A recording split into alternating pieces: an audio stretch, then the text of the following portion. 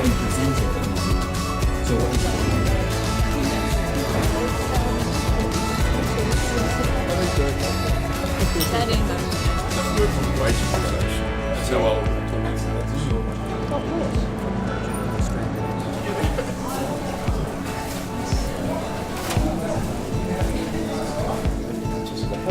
That's going to be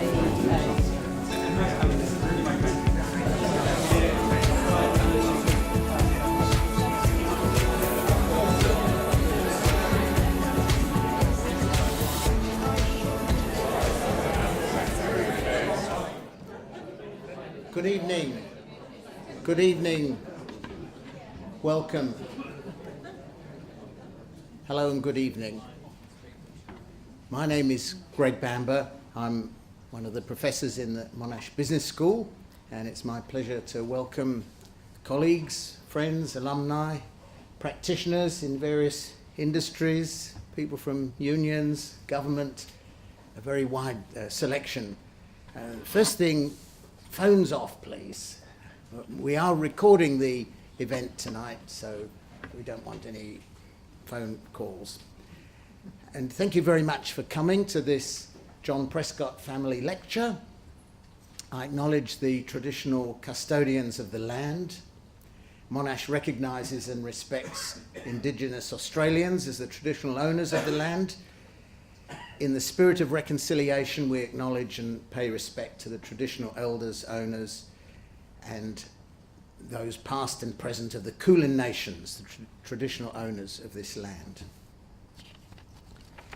I acknowledge many colleagues and friends here, in particular, good colleague Fang Lee Cook, who you'll be hearing from a little later. Where are you, Fang? Right at the back. Can you hear at the back? Okay, thank you. And we have a special guest with us, Mr. John Prescott, AC. There were some of the students here, John, were probably not even born when you were the CEO, of what we used to call the Big Australian, BHP, as it then was, the biggest Australian company. And there's more details about John on the Prescott Family Lecture Series website, but just very briefly, he's had great experience in resources, manufacturing and transport in Australia and overseas as an executive and a director, including as the chief executive of BHP, and much government experience in a whole range of areas in manufacturing, advisory bodies and so forth. And in particular, his background was in human resources and industrial relations, and including in heavily unionised industries. And these lectures were his idea, so we thank him and his family foundation for making them possible. And he'll say a few words after the Q&A session, and that's a reminder that if you've got questions and so on during the presentation, save them up and there'll be a chance to have a discussion afterwards. But we'd like to especially thank the Prescott Family Foundation for its philanthropy, and in particular I acknowledge Jennifer and Claudia, your good wife and daughter, and Frank Spillane, who's an independent director of the foundation. Some of us from Monash are based in the Department of Management, which is one of the largest groupings of management academics in the Asia Pacific region, and we teach into the major degree programs at Monash on various campuses, including in the field of employment relations and human resources. And we've also got a vibrant PhD program. There's several PhD students here, both from Monash and elsewhere, and they're most welcome. And I think one of the benefits of these sort of lectures is to share learning not only with current students, but also our alumni and those of us who have got a few grey hairs, we're still learning. And now it's my pleasure to introduce my friends Susan and Joel Kutcher-Gershenfeld. Susan's finished her PhD recently, which is a great achievement. And Joel has, again, there's more about Joel on the website, but very briefly, Joel studied at Cornell University and at MIT, and has worked at MIT and Harvard and Michigan State University and the University of Illinois and Sydney University, and he's now at Brandeis University, which is just on the outskirts of Boston.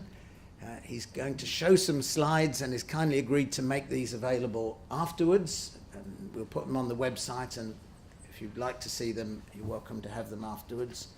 I hope that you have an enjoyable and interesting evening. And Joel, take it away.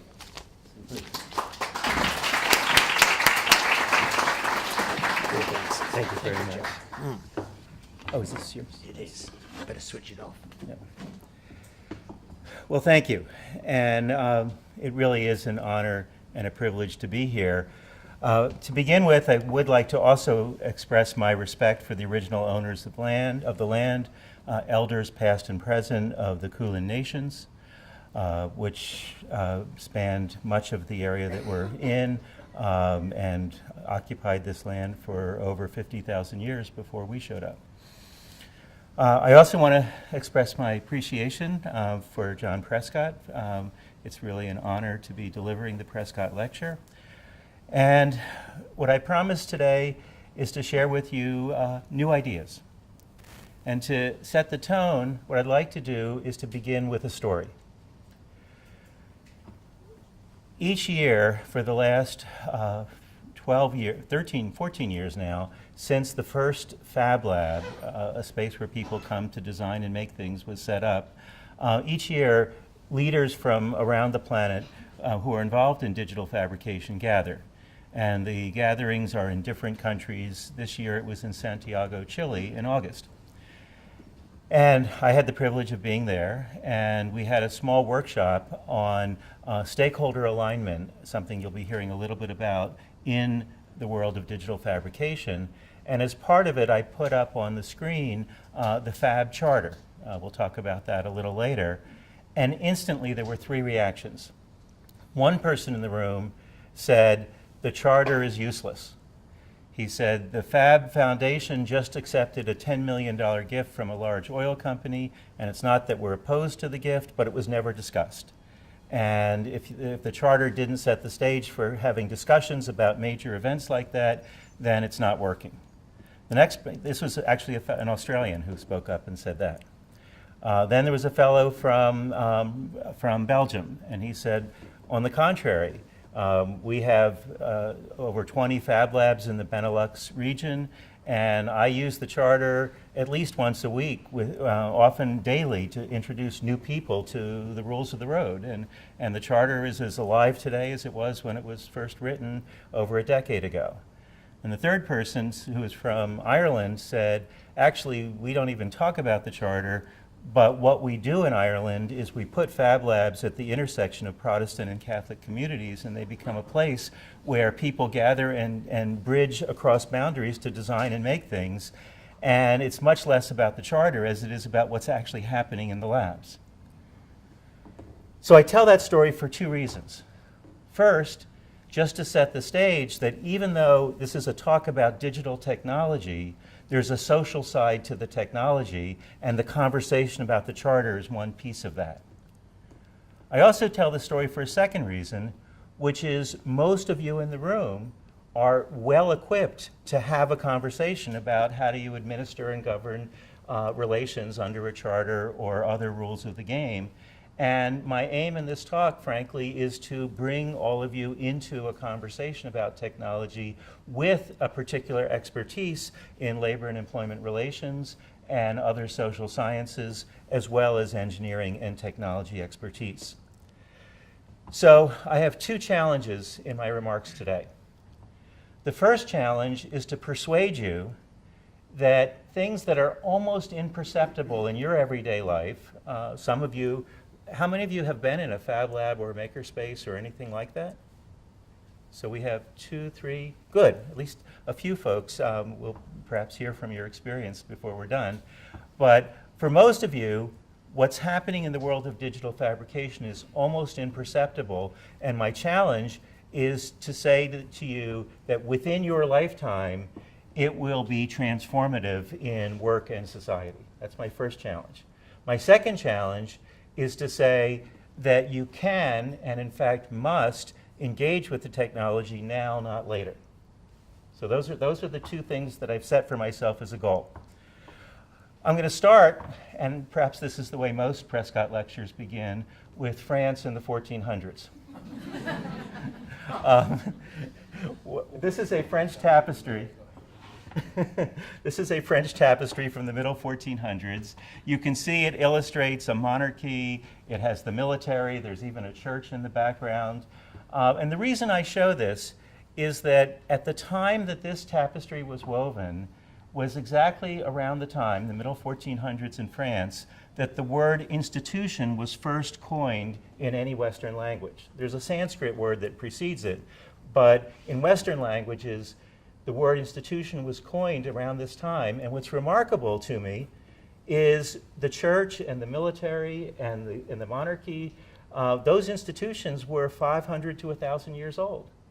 But like a fish in water, they had been in existence, but so slow moving that there wasn't even a word for them. If we fast forward to the beginning of the Industrial Revolution, this is the beginning in the US. This is the shop floor of the Auburn Motor Company. How many people have heard of Auburn Motors? What do we know about Auburn Motors? One of the first to actually start doing mass manufacturing. They were an early company to do mass manufacturing. They were an innovator. They did the first electric windows in some of their later models. This is, if you go through Auburn, Indiana in the United States, the factory is still there. This is a picture from the shop floor of that factory from around 1905. I show this for two reasons. First, they got some of the mass production model. You can see that they have interchangeable parts. They have an assembly line. They didn't get Henry Ford's idea of a moving assembly line. Their axles are going from sawhorse to sawhorse. And at the time of this picture, there were 140 car companies just in the state of Indiana. And so I show this in part because at these historical junctures, folks that get the whole new model become household names. Folks that get parts of it become footnotes to history. I also show it for a second reason. At this time, the pace of change in institutions had accelerated by an order of magnitude. That instead of 500 to 1,000 years, things like trade unions, political parties, constitutional monarchies, all emerged in the space of 50 to 100 years. Boy Scouts, Girl Scouts, lots of arrangements came within a century rather than across millennia. And of course, we're about to talk about rates of change that are an order of magnitude faster, where whole institutions can change in 5 to 10 years. That's where we're headed. But what I want to say is if we go back to the Industrial Revolution, what we find is social scientists who were there at the founding, we'll put Adam Smith there, had an immense influence. The idea of a market with an invisible hand became encoded into the very logic of the Industrial Revolution in a way that was hand in glove and is still with us today. If we go almost a century later, Robert Owen said this model has some dark sides. There's child labor, there's health and safety issues. He said, why don't we build a different model that has child care, that has decent wages, that has opportunities for worker input? And the lesson is, because he was a century after the fact, even though his model worked, it was what I call the beginning of a long history of pilot initiatives that I call successful failures. Successful pilots that failed to diffuse and change the system. And so coming later turns out to be problematic, and we're going to come back to that theme with new technology. Karl Marx comes along and sees that if you don't have ownership of the means of production, you really can't change the rules of the game, and argues in his mind that the only way to get there is a revolutionary overthrow of the system. We can argue as to whether people who tried to do that were or were not successful, but the point is, again, he couldn't even imagine how the system could change at that point. It was firmly embedded as a model. And we can come forward 2 centuries later to Mondragon. Some of you are familiar with the Basque region of Spain, where there's about 75 different business enterprises employing over 20,000 people. And it was built on a model, it's now survived for 50 years, where if a business goes out of business, people have a maintaining wage, they have training, there's a bank that will invest in the launch of new businesses, there's this cluster, Conocimiento, 17 different working groups to look at the future of industries. It's a model that has sustained itself, but again, despite lots of benchmarking visits, it's never diffused, and so that cooperative model turns out to be very hard to introduce after the fact. Now, if we look at the models that did become to characterize the system, this is a famous ad from the 1920s for the Ford Motor Company. What I want to highlight about it is Ford, of course, became emblematic for the mass production system, but it wasn't just about a better money-making model. He also had a social component to what he was trying to do, a notion that you would open up the highways and give people the opportunity to have mobility, transportation. And so there was a sense of purpose. It was about making money, but a sense of purpose that was part of the reason why the whole model worked for him. And I want to not lose that social purpose as we talk about new technology. And speaking of new technology, let's now go to the first digital revolution. 1965, 10 years into the first digital revolution, and this guy, Gordon Moore, published, delighted to have Joe Isaac here. Gordon Moore published an article with the delightful title, Cramming More Components Onto an Integrated Circuit, and produced what is arguably the most famous graph in history. He took basically 4 data points. This is a regular graph, and this is putting them on a log-log graph where you can see the exponential is a straight line, and argued that if the pace of capability of how many transistors you could put on an integrated circuit continued, because they were doubling every year or year and a half, he said 10 years of doubling would produce a 1,000-fold increase in capability. And he said, based on what was happening, this is 1965, he predicted home computers, automatic controls for automobiles, personal portable communications equipment. He even predicted wristwatches, all sorts of things that would have displays that could communicate. And it was because he could see this exponential rate of change. Now, if you could go back in time and have a cup of coffee with Gordon Moore or some of his engineers at Fairchild Electrics, which later became Intel as a corporation, what would you have done? What conversation would you have had back in 1965? You might have made some investments. But you also might have worried about issues of access, literacy, how to have this technology have the best, most beneficial impact in society. Well, if we go back in time, what we'll find is that just 3 years later, there was a demo in one of the first demos, the idea of a demo in Milano Park, which introduced the idea of a window display with live video. It introduced the first mouse.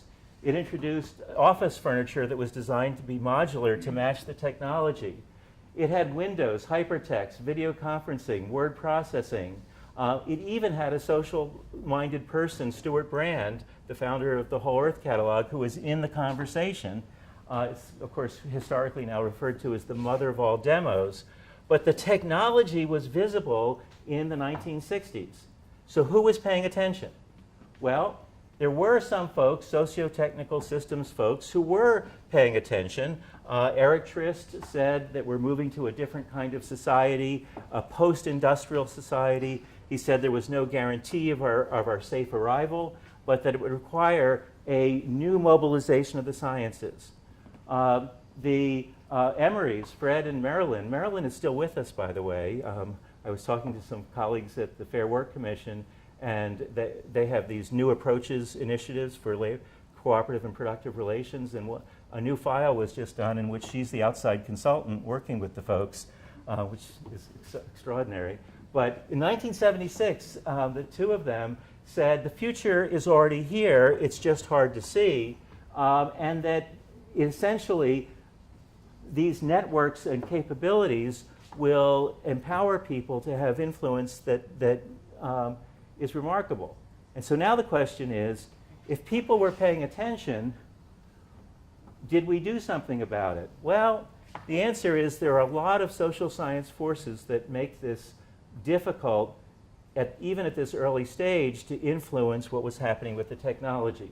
Robert Michels in 1911 pointed out that when you create new entities, their first business is to ensure their continued existence and then to fulfill their mission. Thomas Kuhn argued that there's an inherent conservatism in institutions, and you have to wait for one generation to, in a sense, die off before new ideas can be embraced. Manker Olson talked about how collective goods are harder to overcome the individual logic of incentives. Garrett Hardin talked about the tragedy of the commons.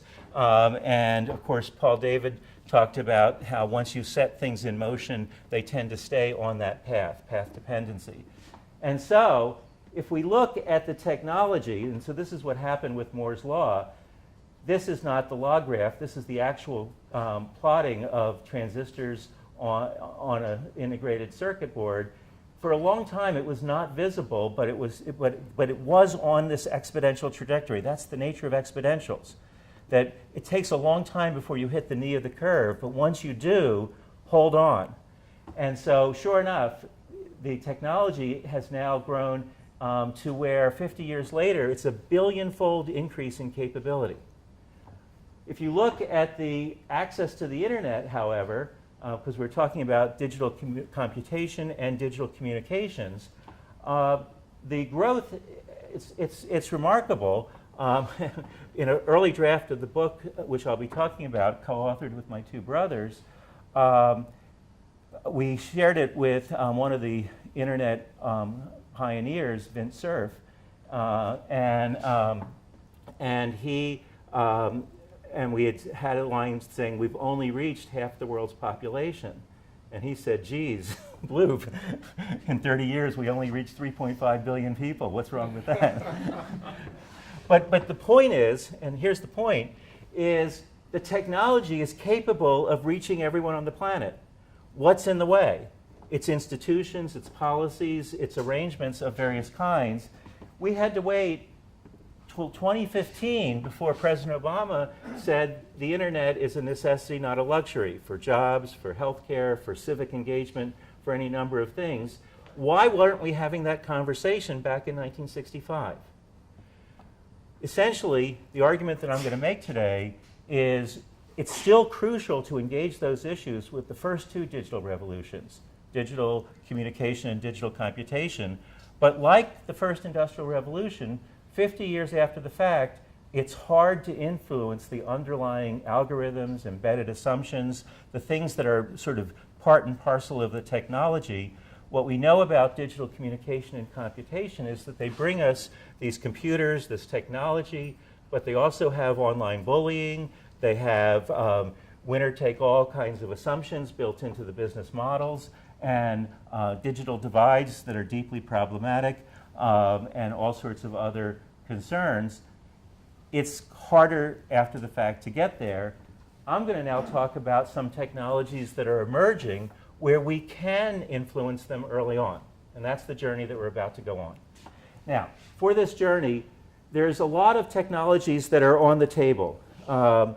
The artificial intelligence we hear about, blockchain technology, biomedicine, robotics, debates about are robots taking away people's jobs or what have you. I'm going to suggest that all of them are important. They're all going to interact with each other.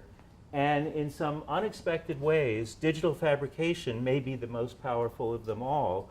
But certainly it's where we're going to focus this conversation.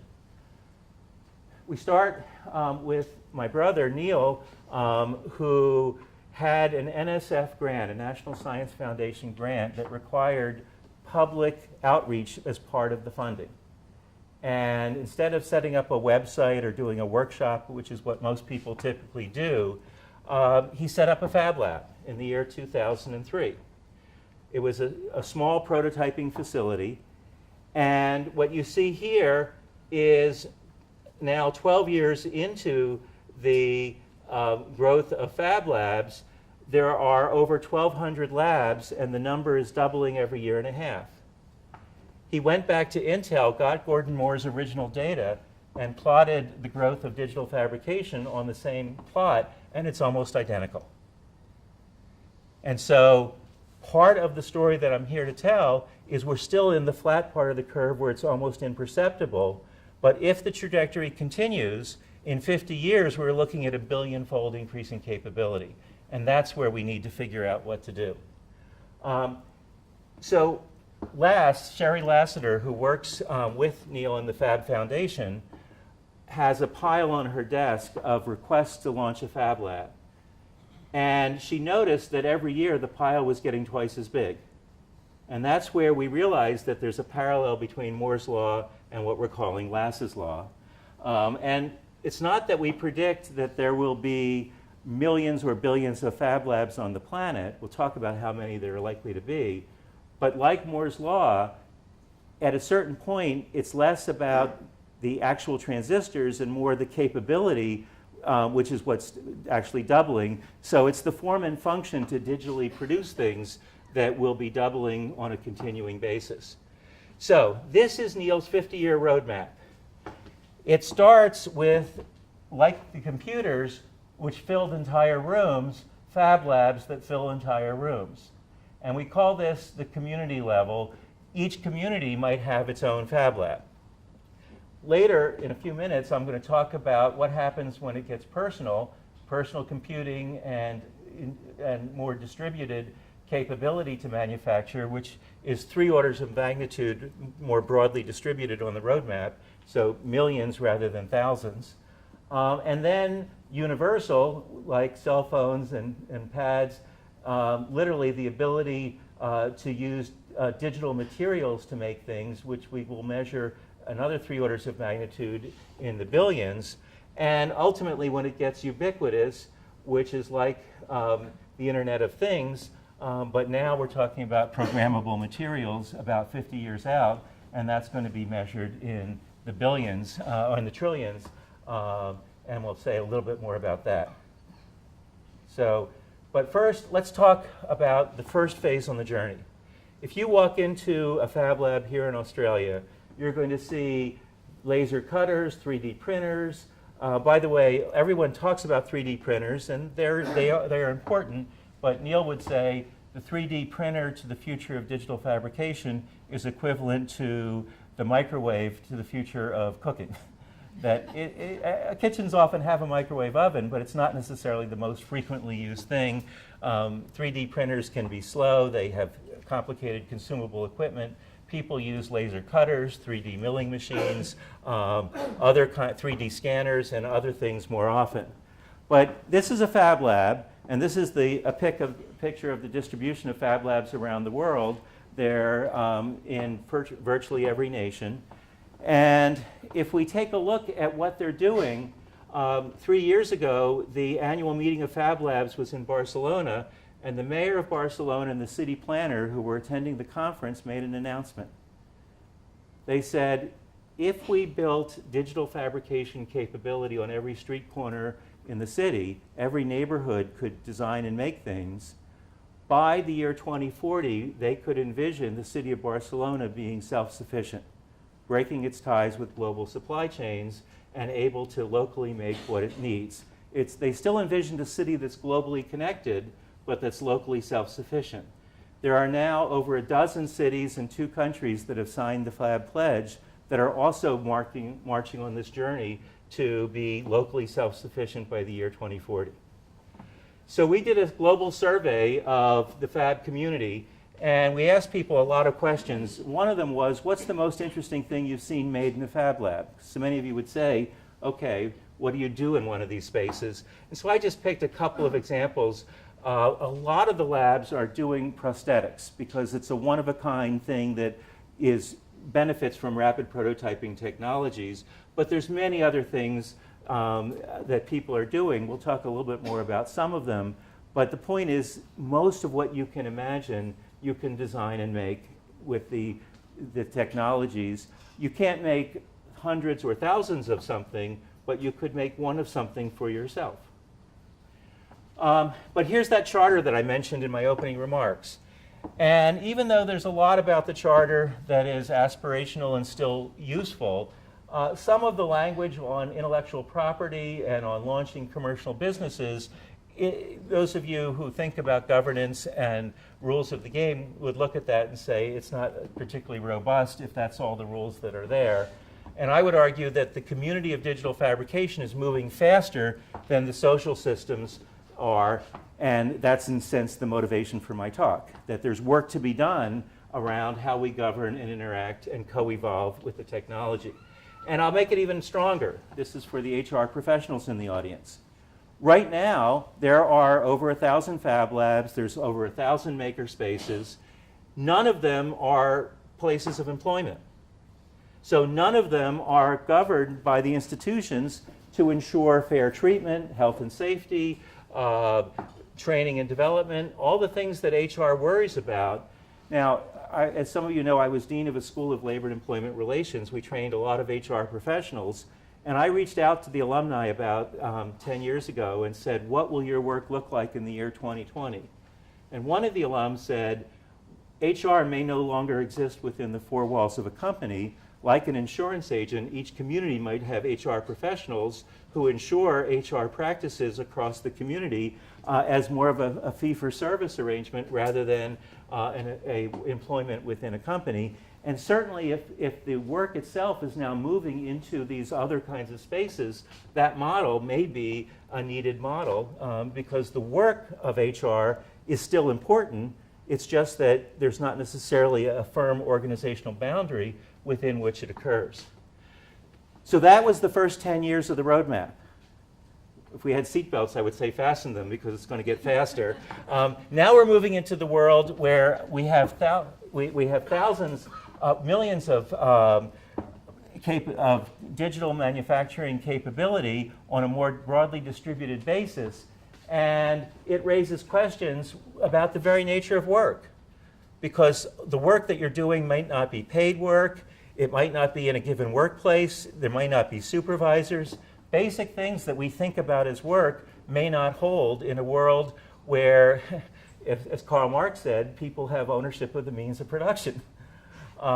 So what are we talking about? Well, if you go back to the Industrial Revolution, the structure of the institutions matched the technology. So what's the nature of digital technology? There are four things that are integral to digital that most people don't know much about and that I argue are essential. First, digital is modular. Bits and bytes come together as small packets or small pieces. They can be assembled and disassembled. There's this notion of error correction, which produces reliability. With an analog phone call, you get degradation over distance, but with digital, you get improved quality. And you have this notion of locality, that what you do on large scale is the same as what you do on small scale. And so one thought exercise is, can we think of organizations and institutions as modular? We have teams, we have projects, we have actual open source kinds of environments. Can we think of organizations and institutions as reversible? You assemble things and then you disassemble them. Can we think of mechanisms for error correction? Can we think about locality, that what happens at a team level also works at an organizational or institutional level? And what I want to argue is that we need to know how the science of digital works in order to think about the coevolution of the social systems that, in a sense, are equally working on the same logic. Further, we know that there are some things that are positive that we can learn from social science. Mary Parker Follett talked about how you can integrate rather than having opposing forces. Elinor Ostrom got a Nobel Peace Prize for pointing out that public-private partnerships could do things that markets or regulation couldn't do by themselves. The notion of things that sit at the boundary of communities is something that turns out to be central to this new set of arrangements that we're talking about. And actually this year's Nobel Prize in Economics, Richard Thaler, got it for nudge technologies.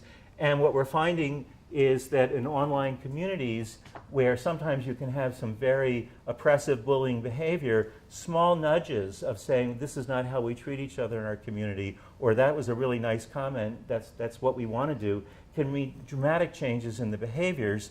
And so we need to use these lessons from social science. And we were trying to think about what is a model that we could use that would guide us for how to co-evolve the social and the technical. I looked at a lot of different models. There's some of them are here. The problem with all of them is they don't assume exponential change in the technology in the background. So they assume that the context is the same at the end of the model as at the beginning. And so instead we produced a different model that says you need to anticipate the rates of change. You need to then align the stakeholders, and I'll say a little bit more about this, cultivate the ecosystems, and together you can then co-evolve the social and the technical.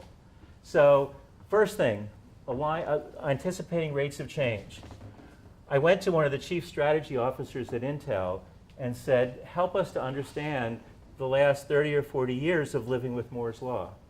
And he said, well, you know the scene in the Indiana Jones movie where that boulder is coming down and he's racing to Cape Ahead? He said that describes the last 40 years of life at Intel. That it's not that Moore's Law is a law of nature, it's that every year we had to race to say, can we make this technology double? Intel's competitors joined the race because they wanted to stay in the race. The public joined the race because they wanted electronics to be ever cheaper and ever more capable. And the point is, it's socially constructed. It's not a law of nature. The question I'm going to pose for digital fabrication is, there's probably not a single Intel company that's going to be the driver. There could be, but there could also be a more shared, collaborative social structure that helps to achieve that continued growth. But can we collaboratively race ahead of the boulder? Second thing, aligning stakeholders. We have a lot of experience with how to collaborate in order to compete. What we're increasingly seeing is folks are collaborating in order to collaborate. And during the Q&A, I can say a little bit more about how you do that, but these new collaborative forms are emerging.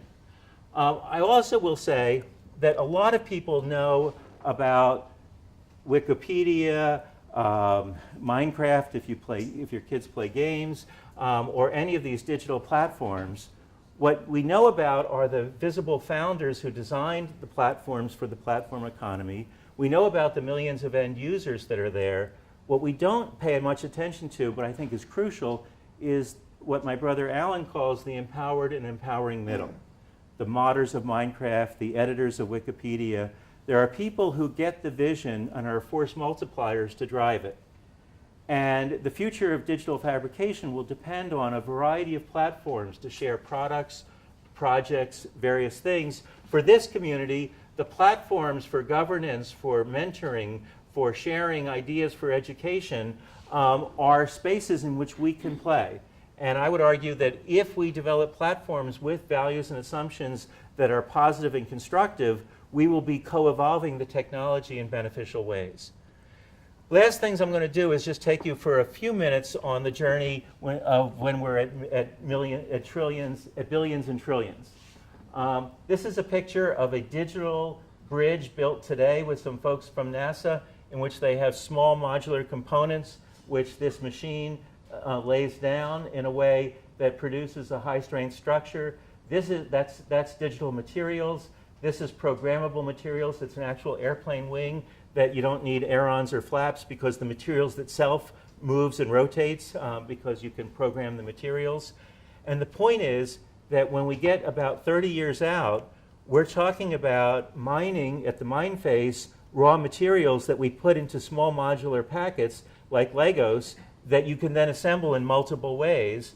And with the programmable capabilities, if you could build a 2-lane bridge, and if you need to make it a 4-lane bridge, you add on 2 more lanes. If you need to constantly repair itself, you could. And as we were thinking about the future, we talked to a fellow, Alex McDowell. I don't know how many of you have seen the movie Minority Report, but in that movie, the lead actor is using gestures to sort of open computer files and move pages just in the air.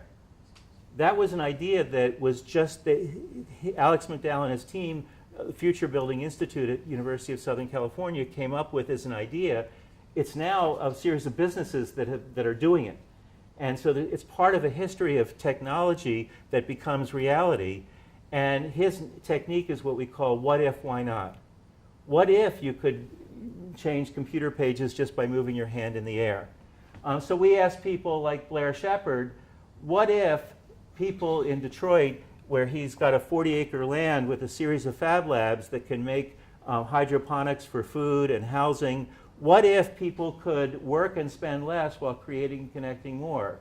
We talked to Alexis, who said, why not set up a website with information on local materials so that the consumables you use in the lab are reusable, so we could emit and degrade less while thriving more. This is the fellow Kenny who does the stuff with NASA, and what if we have infrastructure that can continually upgrade itself and adjust? So what I'd like to do is just take a minute. We're about to break, but before we break, I'm going to actually do a small interactive exercise. When we did the FAB survey, we asked people what institutions are going to be able to keep pace with the technology that's emerging, and they were most optimistic that education would get there, an 8 on a scale from 0 to 10, a little bit equally positive on business and entrepreneurship, less so on community, environmental, and even less so on governmental organizations. What I'd like you to do is just to take 3 minutes, turn to your neighbor in groups of 2 or 3 where you're seated, and I'd like you to take just 3 minutes and have a what if, why not conversation about, pick one of these, and imagine it's the year 2030. So we're still in the personal fabrication era, not yet in programmable materials. What would be an optimistic scenario for any one of these, or for any other institutional arrangement that you're closely involved with, if it were to be a what if, why not? You know, we did this with some commissioners at the Fair Work Commission yesterday. We had a conversation about this, and just to give you a couple of examples, they said, what if facial recognition software could tell you whether a witness was lying or telling the truth? What if parties could appear as holograms and we could gather things wherever people are at and have meetings without people having to travel? And the conversation went on. So what I'd like you to do is to pick an institution, pick an arrangement, and have a 3 or 4 minute what if conversation with your neighbor. Go for it.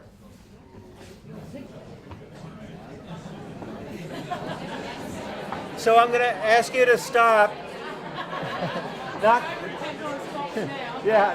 not because it couldn't continue, but what I want to do is share with you just a few final points about the journey. Hold off. Because of timing, what I'm going to do is ask if you want to report out on your conversations, we can do so during the Q&A. But what I want to do is just give you the last couple pieces of the puzzle, then we'll open it for Q&A, and I'd be delighted to hear about what came up in your conversations, as well as any questions or comments that you have to share. But the final thoughts that I want to share with you is, very briefly, as we looked at this community, and as you think about what's true north for the conversation that you just had, there are certain principles that are clearly emerging. The notion of meaning and purpose and joy in making. A lot of people say with robotics replacing jobs, we need some kind of minimum standard wage or what have you. Just paying people money doesn't deal with the joy of doing and making. And so part of access to digital fabrication involves appreciating the very act, which is, you know, as long as human civilization has existed, the act of physically making something. The connections that happen. The story in Ireland is being repeated in Egypt, in Peru, with the FARC, and with other places where people from battled communities are actually coming together and collaborating in Fab Labs, because the act of working together to design and make something immediately is bridging boundaries. And it's all about agency.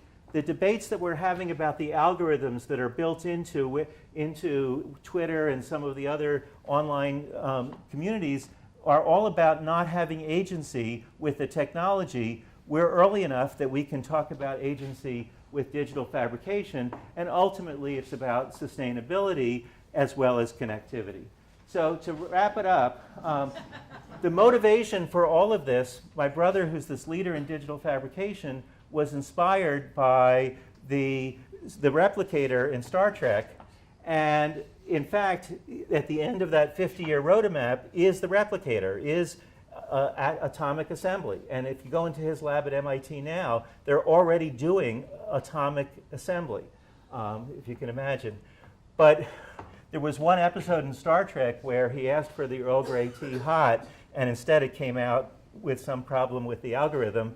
And so the question is, do we have the agency? He couldn't fix the machine himself. Can we design the technology so that it's amenable to human touch? And so I would say that with my dear mentor and colleague, Joe Isaac, we've been doing some writing about how institutions need to do two things: create value and mitigate harm. And there's a lot of value to be created by now leaning in and ensuring literacy, access, collaboration, governance, and sustainability. But there's also a lot of risks to mitigate against: a new digital fab divide, a crisis with the consumable materials, the commercial enterprises taking over, and so on.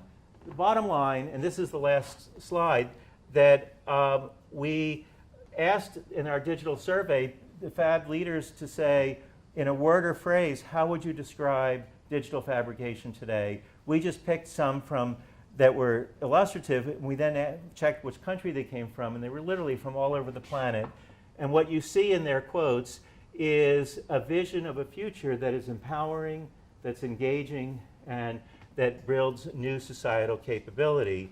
And that's really the reason I'm here, is to say, first, there's things happening that are barely imperceptible, but that will change work and society within your lifetime. And second, the time to engage is possible to do, and now is the time to do it. Thank you very much.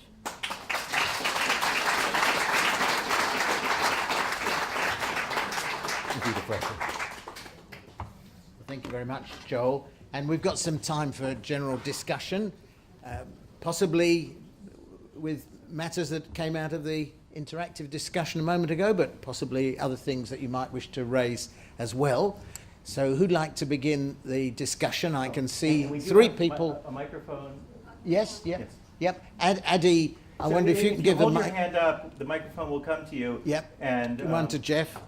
So, Joel, are you happy if we take 3 or 4 questions and Sure. you then respond to them? So, and when you speak, would you be kind enough to stand up and speak into the microphone and identify yourself, please? Professor Jeff Wood, coming from Essex University in England.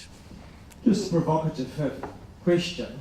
Surely it might slow the rate of innovation, because very simply, if you can knock off working samples of things very quickly, you can easily patent stuff and stop the sharing of ideas and enclose concepts at a very early stage.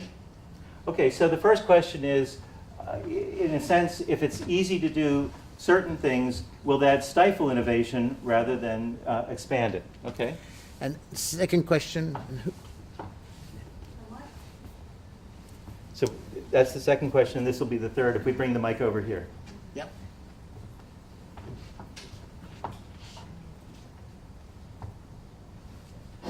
That's it. Thank you. Cynthia Wellings, CEO of Austin Education. My question goes to the slide you showed with Thaler, the chap who's just won the Nobel Prize for Nudge. And certainly the work that we're involved in is very much into behavioural economics by accident. So we are now discovering unbelievable data. We are now harvesting unbelievable data on how you nudge people to make decisions. And I'm sure there's many other companies in here who are at least broaching this area. But what we're discovering is extraordinary. And only this week, from the Medical Observer, there was an example of how doctors in Australia have been nudged to not commit fraud with the ATO. So nudging is alive and well. It's incredibly difficult to perceive that it's happening. And it would appear to me that if my company is so able to find out how you can nudge people to make decisions with choice architecture, then there is an absolute gaping hole in this community for ethical leadership. And to me, and to my mind, this is so big and it is not being discussed, and it makes this look like a walk in the park in comparison. Okay, so Thank you. second question, and we're going to spend a little bit of time with it, I suspect, is these technologies are accelerating and the social systems aren't even keeping pace. We'll talk about nudge technology. We're also going to talk about biomedicine and a few others where how can we pair social systems with it? Good. Is this working? Yeah. Is this working? Yes. Yep. Marcus Wigan, just a local elderly person. It's true, I'm afraid. I resonated to several points here. This reminded me of the early 80s. The Library Club of Melbourne was giving lectures on variable architecture microcode, and the front row every Saturday morning was principal scientists from CSIRO university lecturers, since they had no courses. The community drives this. The community and the network in fabs feels to me much the same. But the element that you missed out was trust. Trust is engendered by joint activity, and trust is the scarcest commodity in community today. And I also add as a small note, could you please add Eric Drexler to your list of pivotal people? Let me write that down. You had one more, or do you want to respond? We can take one more. Hannah. Okay, I'm on to the ethical component of Hannah, I'm an independent consultant and adjunct with Monash University. The ethical component, the ethical underpinning of society. We have pursued individualism as a social good for such a long time, and communitarianism is sort of a backwater. It's not given the same credence and the same value. In everything we do, it's an I culture. And so how can we get a we inserted into this system? And we are still, that's a conversation. And the ethics and the governance of the internet is still in infancy, absolute infancy.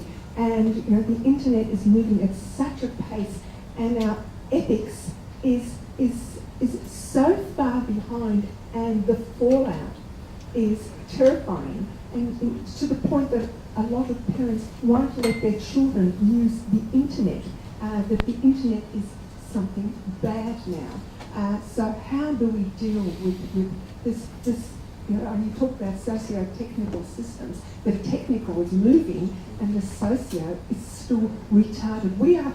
And the human condition is still primitive. We have not developed as human beings to be able to do this. So I appreciate all four comments. Let me make a brief set of comments weaving together responses to them, because in a sense there's a theme that's cutting across all of them. The first was, is it possible that the technology could stifle innovation rather than foster it? And in fact, embedded in any technology are values and assumptions. And if you look at what's happening in Fab Labs, people are posting designs and openly sharing them in ways that are generative. And so rather than seeing stifling, what we observe in this little ecosystem of a community is remarkable creativity and innovation, but then the question is, can it scale? Will we lose something if it starts to become ubiquitous? And I think it's a very important question. What are the design assumptions to build in so that, that in fact, that you don't lose that essence which is so powerful? Now, let's go to nudge technologies. Actually, a former neighbor and dear friend in Massachusetts is a noted futurist, Ray Kurzweil, and has projected that by the middle of this century, there will be a merging of people and machines such that the two will become hard to distinguish from each other, what people call the singularity. And I asked him on the social side, what's his biggest worry? And he said medical ethic review panels are nowhere near capable for what's happening with biomedicine and biotechnology. The social engineering of nudge technology is amazingly powerful. Is it already in terrorist hands? Yes. Is it being used for good? Yes. And are the mechanisms for governance and interaction with the technology in place? No. And that's the point of this conversation, is that it's on us to develop agile social institutional capabilities that are moving at the pace that the technology is moving. That's why we put that model together. It may not be the right model, it may not be the best model, but the need to develop models and mechanisms that keep pace is the challenge. Now, coming back to trust. First of all, thanks for the link to Eric Drexler, that he should be on there. There are many others, by the way, that can and should be. But deep in our human DNA, within nanoseconds of meeting somebody, we make a decision about trust. It comes from survival in the jungle. You meet somebody that is this person someone that I can trust or not? It's how we're built. Yes, there's lots of theory about the four corners of trust. You know, is this person reliable? Are they expert, and so on? But what we find is in online virtual communities, if you have virtual teams and they don't meet face-to-face at least once every 6 months, they start to go completely awry because of that deep human need to see someone, look them in the eye. It's something in our DNA. And so the question is, in this space, it's absolutely the case that we're talking about virtual distributed global communities with technology that's measured in the thousands, millions, trillions, and billions. And how do we maintain trust mechanisms? It's a big challenge. I think you're absolutely right to highlight it.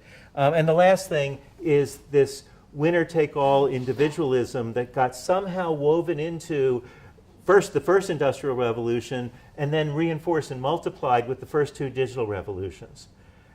My point in these remarks is that we're still at the ground floor of these other emerging technologies. This is the time to have a conversation about community, collectivity. There are certain things that markets and individuals do that are beneficial. The notion of the entrepreneurial innovator is still a powerful notion, but it doesn't exist without communities of practice and other mechanisms, and they often fall to the side. So this is the work to be done. And in a sense, I see the conversation today not as full of solutions, although I think there are some here, but more putting on the table and calling the question.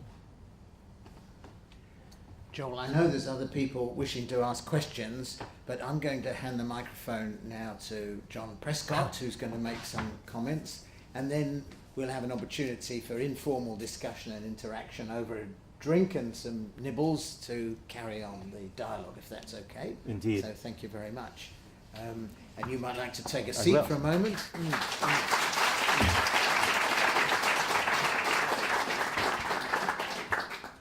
And I introduced John earlier, so I won't give you any further introduction, John. Hand the microphone to you. Thanks. Thank you. Thank you. Well, many thanks need to be distributed tonight. Thank you all for coming. The origin of these lectures is simply that the foundation we sponsor struggled with how we can make a bit of a difference. So we sponsor things like the arts, education, medical research, and how to improve the lives of the socially disadvantaged. There are some common elements in all of that, and a single common element is that we're really trying to facilitate people having a good understanding of human resources management. Can I say to you, we don't have any influence over the topic that the university chooses or the lecturers they choose. And that's a good thing in my view. But when I saw that Joel was being invited to deliver this lecture tonight, I wondered, what the heck was is the connection between the third digital revolution and human resources management. So I had a quick look at a CV, and I think this is quite informative. Joel has field experience in large-scale systems change, high-performance work systems, negotiation and dispute resolution, cyber infrastructure, labour management relations, and related matters. As a scholar, Joel has advanced theory and method in industrial relations, negotiations, institutional analysis, organisation behaviour, information systems, employment law, cross-cultural studies, and other areas of social science. So that fairly short CV brings it all together. And by any standard, extremely impressive. And I think tonight's lecture, he's really demonstrated how his background in all those fields allow him to explain very complex technological developments so that we can understand them, in particular so that we can understand the human resource management challenges that are associated with it. And that was further brought out by all your questions, which I thought was superb. And then to drive a theme between those questions is also so constructive. So I'd like to thank you all for coming, and especially like to thank Joel for his contribution tonight, really wonderful. And nice to see his wife here. And thanks to the university, Thank you, Greg, John. for all the organisation that goes into this, and the ladies behind it that chase people up and make sure I'm here on time, those sort of things. Well, thank you very much, John.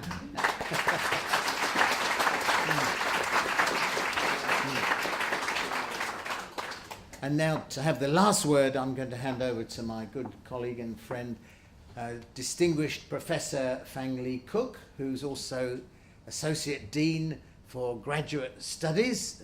That is the area where PhD students work in the university, and I acknowledge Christiana and Addy, two of our fine PhD students who are handing the microphones around earlier on. So over to you, Fang.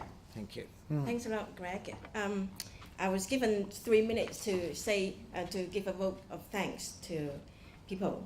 So I shall begin my thanks to our distinguished benefactor, John Prescott, and Lady Jennifer Prescott, for your generosity in funding this lecture.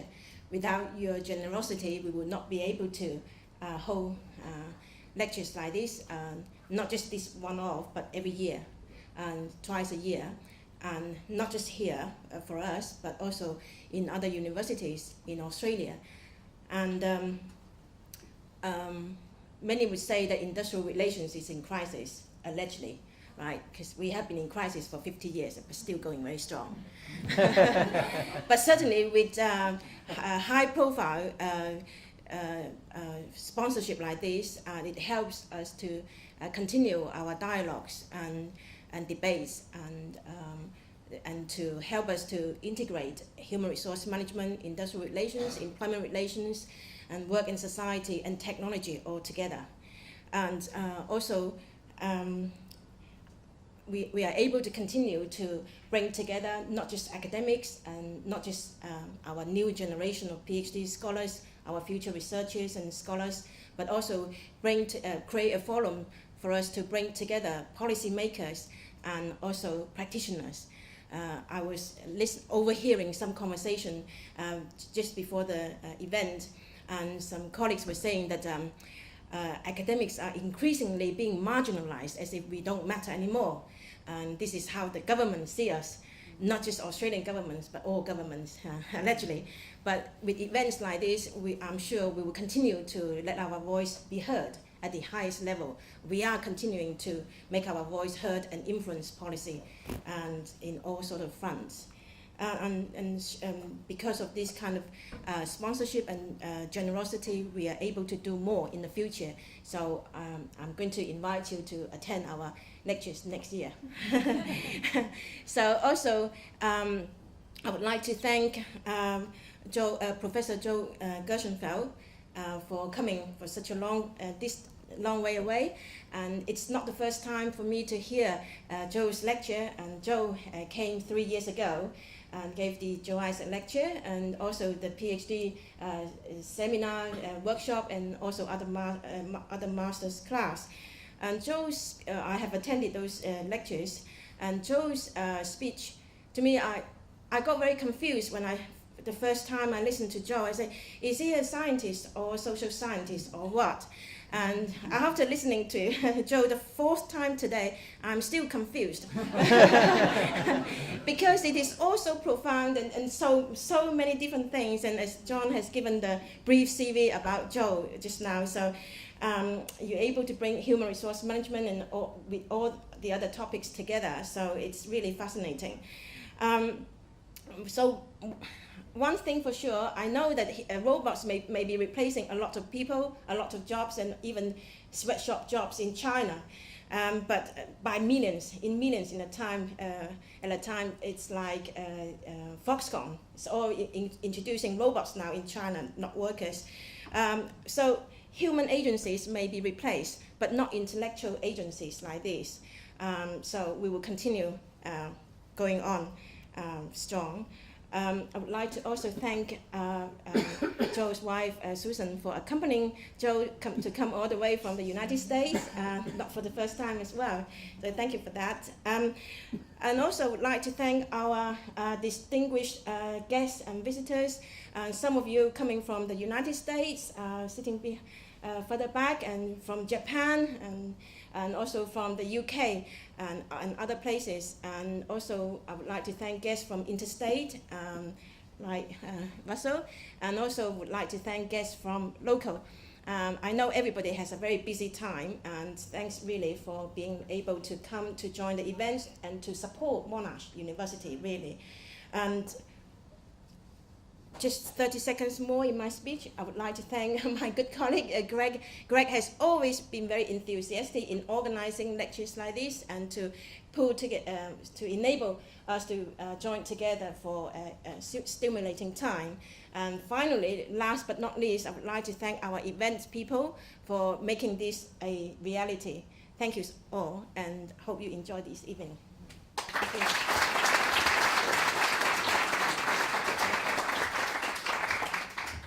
Share. And please join us for a drink, some nibbles out on the rooftop if you wish, or inside the rooftop, just around to the far side of the lifts, and enjoy the rest of your evening. Thank you very much again for coming. Cheers.